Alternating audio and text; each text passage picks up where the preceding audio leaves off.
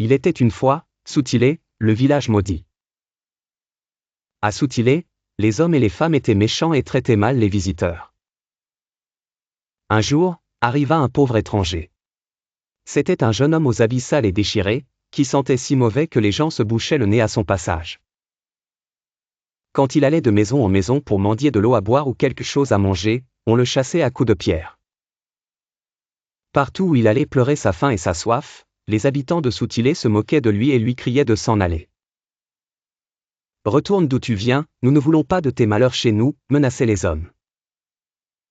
Lorsqu'il frappa à la porte de la dernière maison, la famille qui y habitait était celle du potier.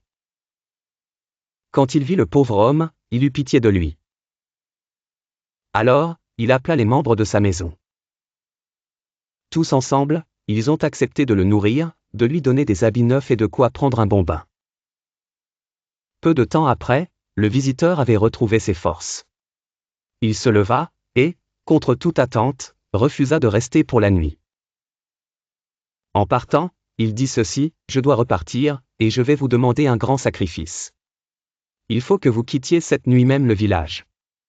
N'attendez surtout pas le chant du coq. » Le potier a alors compris que des choses extraordinaires allaient arriver. À minuit, tandis que Soutilé dormait profondément, le potier et sa famille partirent seuls vers la brousse. Le lendemain, quand les premiers rayons du soleil apparurent, le village devint silencieux. Les habitants du village de Soutilé ont été changés en pierre par la malédiction du mendiant.